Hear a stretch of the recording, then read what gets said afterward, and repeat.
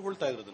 ಅದು ನೇತ್ರಾವತಿ ಪರಿಸರದಲ್ಲೇ, ಅಂದ್ರೆ ಅಂತದ್ದು ಆಗ್ತಾ ಇದ್ದಿದ್ದೆ ಸಾಧಾರಣ ಸುತ್ತಮುತ್ತನೇ. ಯಾಕಂದ್ರೆ ನೀರಿನ ಇದರಲ್ಲಿ ಕೆಲವರು ಏನಾಗ್ತಾ ಇತ್ತು, ಆತ್ಮಹತ್ಯೆ ಮಾಡ್ಕೊಳ್ತಿದ್ರು, ಕೆಲವರು ಏನಾಗ್ತದೆ ಜಾರಿ ಬೀಳ್ತಾ ಇದ್ರು. ಸಾಧಾರಣವಾಗಿ ಏನ್ ಮಾಡ್ತಿದ್ರು, ಅಲ್ಲಿದ್ದವರು ಹಿಡಿತಾ ಇದ್ರು ನೀರಿಗೆ ಹೋಗದಾಗೆ. ಅದನ್ನೂ ತಪ್ಪಿ ಕೆಲವೊಮ್ಮೆ ಎಚ್ಚರಿಕೆಯನ್ನು ಮೀರಿ ಹೋದವರು ಏನಾಗ್ತದೆ ಬೀಳ್ತಾ ಇದ್ರು. ಅಂತದನ್ನ ಸಿಗುವಾಗ ಏನಾಗ್ತದೆ, ಕೆಲವೊಮ್ಮೆ ಹೆದರಿಕೆಗೆ ನೀರಿನಲ್ಲಿ ಹೋಗಿ ಹಿಡ್ಕೊಂಡ್ಬಿಡ್ತಾರೆ. ಅಂತ ಪರಿಸ್ಥಿತಿಯಲ್ಲಿ ಏನಾಗ್ತದೆ, 2 ದಿವಸ ಅದ್ರ ಮೇಲೆ ಬರೋದಿಲ್ಲ. ಅಂತ ಬಾಡಿನವರು ತೆಗೆಯುವಾಗ ಅಲ್ಲೇ ಡಂಪ್ ಮಾಡಬೇಕಾದ ಅನಿವಾರ್ಯತೆ ಇದೆ. ನೀವು ಹೇಳಿರೋ ಪ್ರಕಾರ ಇಲ್ಲಿ ಅಂದ್ರೆ ಧರ್ಮಸ್ಥಳದ ಸುತ್ತಮುತ್ತ ಯಾರ್ಯಾರೆಲ್ಲ ನೀರಲ್ಲಿ ಬಿದ್ದು ತೀರ್ಕೊಂಡಿದ್ರು, ಕಾಡಿನಲ್ಲಿ ಸೂಸೈಡ್ ಮಾಡ್ಕೊಂಡಿದ್ರು, ಇಂತಹ ಅಷ್ಟು ಪ್ರಕರಣಗಳು ಪೊಲೀಸರ ಗಮನಕ್ಕೆ ಬಂದ ನಂತರವೇ ನೀವು ಫೋಟೋಗಳು ತೆಗಿತಾ ಇದ್ದಿದ್ದು. ನಿಮ್ಮನ್ನ ಹೊರತುಪಡಿಸಿ ಎಷ್ಟು ಜನ ಫೋಟೋಗ್ರಾಫರ್ಗಳು ಈ ತರ ಒಂದು ತಂಡ ಇತ್ತು ಸರ್? ಆಗ ತಂಡ ಅಂತಲ್ಲ, ನಾವು ಫೋಟೋ ಸ್ಟುಡಿಯೋದವ್ರು ಇದ್ದಾವೆ ಅಷ್ಟೇ. ಕೆಲವೊಮ್ಮೆ ಅನಿವಾರ್ಯ ಕಾರಣ ಆಗಿ ನಾವ್ ಯಾರಾದ್ರೂ ಇಲ್ಲದೆ ಇದ್ದಾಗ, ಮದುವೆ ಫಂಕ್ಷನ್ಗಳು ಹೋಗಿದ್ದಾಗ ಬೇರೆ ಕಡೆಯಿಂದ ಕರ್ಕೊಂಡ್ ಬರ್ತಾ ಇದ್ರು ಹೊರಗಿಲ್ಲ.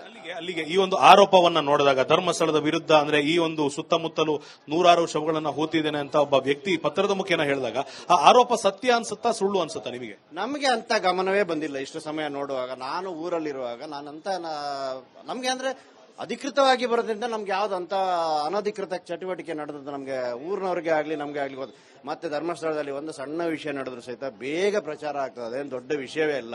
ಒಬ್ಬನಿಗೆ ಪೆಟ್ಟು ಅಥವಾ ಗಲಾಟೆ ಮಾಡಿಕೊಡ್ಲಿ ಊರು ಇಡೀ ಗೊತ್ತಾಗ್ತದೆ. ಟೂರಿಸ್ಟ್ ಇದ್ರೆ ಟೂರಿಸ್ಟ್ ಇಡೀ ಗೊತ್ತಾಗ್ತದೆ.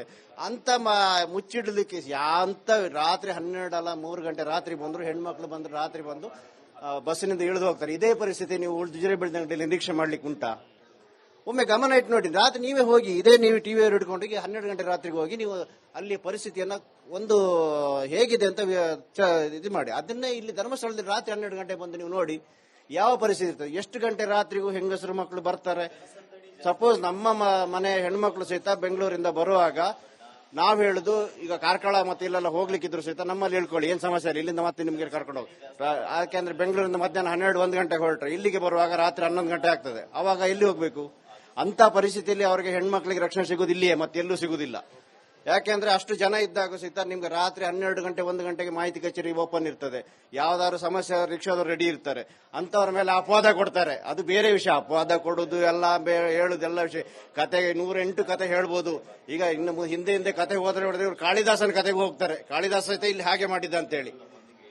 ಇಲ್ಲಿಗೆ ಒಂದು ಪ್ರಮುಖ ಅಂಶ ತಿಳಿಸಿರುವಂತದ್ದು ಏನು ಅಂದ್ರೆ, ಅನಧಿಕೃತ ಸಾವುಗಳು ಅಥವಾ ಅಪರಿಚಿತ ಸಾವುಗಳಾದಾಗ ಪೊಲೀಸ್ ಸ್ಟೇಷನ್ ಅಲ್ಲಿ ಅದು UDR ಆಗ್ತಿತ್ತು. ಅದಾದ ನಂತರ ಇದೇ ಧರ್ಮಸ್ಥಳದ ಸುತ್ತಮುತ್ತ ಇರುವಂತಹ ಫೋಟೋಗ್ರಾಫರ್ ಗಳನ್ನ ಕರೆಸಿ ಫೋಟೋವನ್ನ ತೆಗೆಸಿ ರೀಲನ್ನ ಕೂಡ ಅವರಿಗೆ ವಾಪಸ್ ಕೊಡದೆ ಪೊಲೀಸರು ಅವುಗಳನ್ನ ಅವರ ವಶಕ್ಕೆ ತೆಗೆದುಕೊಳ್ತಾ ಇರುವಂತಹ ಸಂದರ್ಭದಲ್ಲಿ ಧರ್ಮಸ್ಥಳದಲ್ಲಿ ಇಂತಹ ಪ್ರಕರಣಗಳು ನಡೆದಿರುವುದಕ್ಕೆ ಸಾಧ್ಯವೇ ಇಲ್ಲ. ಯಾಕೆಂದ್ರೆ ಸಣ್ಣ ಗ್ರಾಮವಾಗಿರೋದ್ರಿಂದ ಒಂದೇ ಒಂದು ಸಣ್ಣ ಘಟನೆ ಆದ್ರೂ ಕೂಡ ಇಡೀ ಗ್ರಾಮಕ್ಕೆ ಗೊತ್ತಾಗ್ತಿತ್ತು. ಇಡೀ ಗ್ರಾಮ ಒಂದು ವಿಚಾರವನ್ನ ಮುಚ್ಚಿಡುವಂತ ಮನಸ್ಸು ಮಾಡೋದು ಅಸಾಧ್ಯ ಅನ್ನೋದು ಇಲ್ಲಿ ಅರ್ಥ ಆಗ್ತಿರೋದು. ಕ್ಯಾಮರಾ ಪರ್ಸನ್ ಮಹೇಶ್ ಜೊತೆ ಅಭಿಷೇಕ್ BV, ರಿಪಬ್ಲಿಕ್ ಕನ್ನಡ, ಧರ್ಮಸ್ಥಳ. ಎಲ್ಲಿ ಉಳ್ತಾ ಇರೋದು?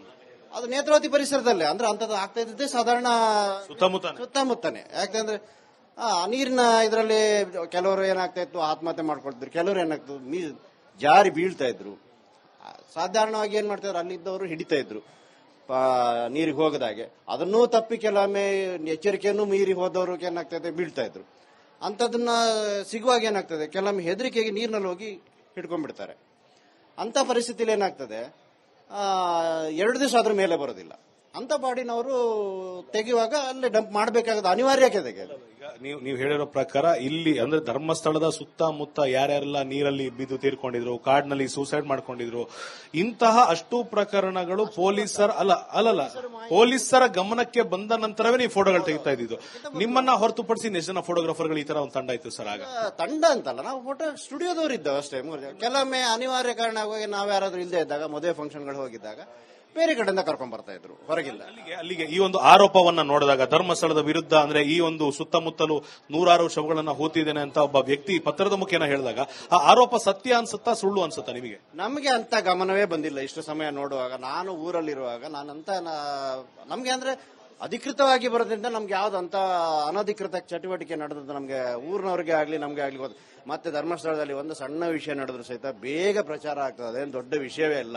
ಒಬ್ಬನಿಗೆ ಪೆಟ್ಟು ಅಥವಾ ಗಲಾಟೆ ಮಾಡಿಕೊಡ್ಲಿ ಊರು ಇಡೀ ಗೊತ್ತಾಗ್ತದೆ. ಟೂರಿಸ್ಟ್ ಇದ್ರೆ ಟೂರಿಸ್ಟ್ ಇಡೀ ಗೊತ್ತಾಗ್ತದೆ. ಅಂತ ಮುಚ್ಚಿಡ್ಲಿಕ್ಕೆ ರಾತ್ರಿ 12 ಅಲ್ಲ 3 ಗಂಟೆ ರಾತ್ರಿ ಬಂದ್ರು, ಹೆಣ್ಮಕ್ಳು ಬಂದ್ರು, ರಾತ್ರಿ ಬಂದು ಬಸ್ಸಿನಿಂದ ಇಳಿದು ಹೋಗ್ತಾರೆ. ಇದೇ ಪರಿಸ್ಥಿತಿ ನೀವು ಉಜಿರೆ ಬೆಳ್ದಂಗಡಿಯಲ್ಲಿ ನಿರೀಕ್ಷೆ ಮಾಡ್ಲಿಕ್ಕೆ ಉಂಟಾ? ಒಮ್ಮೆ ಗಮನ ಇಟ್ಟು ನೋಡಿ. ರಾತ್ರಿ ನೀವೇ ಹೋಗಿ, ಇದೇ ನೀವು ಟಿವಿ ಹಿಡ್ಕೊಂಡೋಗಿ 12 ಗಂಟೆ ರಾತ್ರಿಗೆ ಹೋಗಿ ನೀವು ಅಲ್ಲಿ ಪರಿಸ್ಥಿತಿಯನ್ನ ಒಂದು ಹೇಗಿದೆ ಅಂತ ಇದು ಮಾಡಿ. ಅದನ್ನೇ ಇಲ್ಲಿ ಧರ್ಮಸ್ಥಳದಲ್ಲಿ ರಾತ್ರಿ 12 ಗಂಟೆ ಬಂದು ನೀವು ನೋಡಿ ಯಾವ ಪರಿಸ್ಥಿತಿ ಇರ್ತದೆ. ಎಷ್ಟು ಗಂಟೆ ರಾತ್ರಿಗೂ ಹೆಂಗಸರು ಮಕ್ಕಳು ಬರ್ತಾರೆ. ಸಪೋಸ್ ನಮ್ಮ ಮನೆ ಹೆಣ್ಮಕ್ಳು ಸಹಿತ ಬೆಂಗಳೂರಿಂದ ಬರುವಾಗ ನಾವ್ ಹೇಳುದು, ಈಗ ಕಾರ್ಕಳ ಮತ್ತೆ ಇಲ್ಲೆಲ್ಲ ಹೋಗ್ಲಿಕ್ಕಿದ್ರು ಸಹಿತ ನಮ್ಮಲ್ಲಿ ಹೇಳ್ಕೊಳ್ಳಿ, ಏನ್ ಸಮಸ್ಯೆ ಇಲ್ಲ, ಇಲ್ಲಿಂದ ಮತ್ತೆ ನಿಮ್ಗೆ ಕರ್ಕೊಂಡು ಹೋಗಿ. ಯಾಕೆಂದ್ರೆ ಬೆಂಗಳೂರಿಂದ ಮಧ್ಯಾಹ್ನ 12-1 ಗಂಟೆಗೆ ಹೊರಟ್ರೆ ಇಲ್ಲಿಗೆ ಬರುವಾಗ ರಾತ್ರಿ 11 ಗಂಟೆ ಆಗ್ತದೆ. ಅವಾಗ ಎಲ್ಲಿ ಹೋಗ್ಬೇಕು? ಅಂತ ಪರಿಸ್ಥಿತಿಯಲ್ಲಿ ಅವರಿಗೆ ಹೆಣ್ಮಕ್ಳಿಗೆ ರಕ್ಷಣೆ ಸಿಗುದು ಇಲ್ಲಿಯೇ, ಮತ್ತೆ ಎಲ್ಲೂ ಸಿಗುದಿಲ್ಲ. ಯಾಕೆಂದ್ರೆ ಅಷ್ಟು ಜನ ಇದ್ದಾಗ ಸಹಿತ ನಿಮ್ಗೆ ರಾತ್ರಿ 12 ಗಂಟೆ 1 ಗಂಟೆಗೆ ಮಾಹಿತಿ ಕಚೇರಿ ಓಪನ್ ಇರ್ತದೆ. ಯಾವ್ದಾದ್ರು ಸಮಸ್ಯೆ ರಿಕ್ಷಾದವ್ರು ರೆಡಿ ಇರ್ತಾರೆ. ಅಂತವ್ರ ಮೇಲೆ ಅಪವಾದ ಕೊಡ್ತಾರೆ. ಅದು ಬೇರೆ ವಿಷಯ. ಅಪವಾದ ಕೊಡುದು ಎಲ್ಲ ಹೇಳುದೆಲ್ಲ ವಿಷಯ. ಕತೆಗೆ 108 ಕತೆ ಹೇಳ್ಬೋದು. ಈಗ ಇನ್ನು ಹಿಂದೆ ಕತೆ ಹೋದ್ರೆ ಹೊಡೆದ್ರೆ ಇವ್ರು ಕಾಳಿದಾಸನ ಕತೆಗೆ ಹೋಗ್ತಾರೆ. ಕಾಳಿದಾಸ ಸಹಿತ ಇಲ್ಲಿ ಹಾಗೆ ಮಾಡಿದ್ದ ಅಂತ ಹೇಳಿ.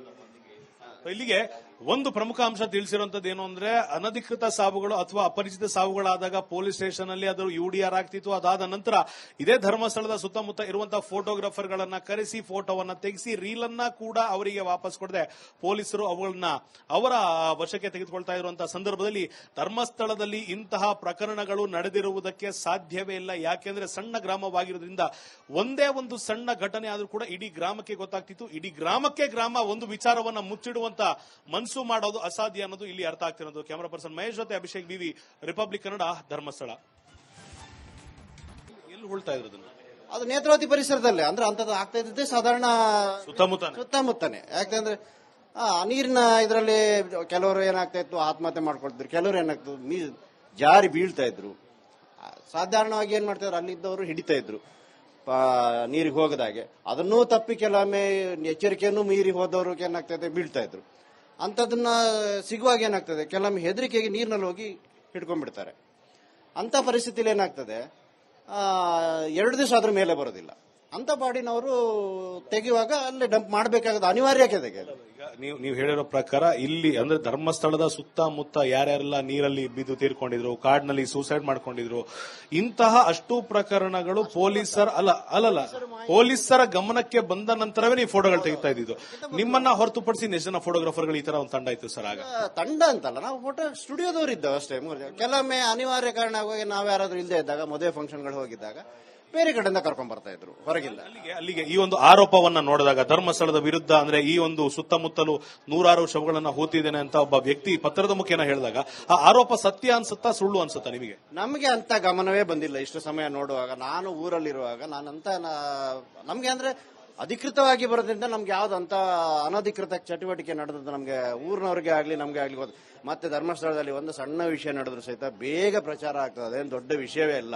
ಒಬ್ಬನಿಗೆ ಪೆಟ್ಟು ಅಥವಾ ಗಲಾಟೆ ಮಾಡ್ಕೊಂಡ್ರು, ಗಲಾಟೆ ಮಾಡಿಕೊಂಡು ಊರು ಇಡೀ ಗೊತ್ತಾಗ್ತದೆ. ಟೂರಿಸ್ಟ್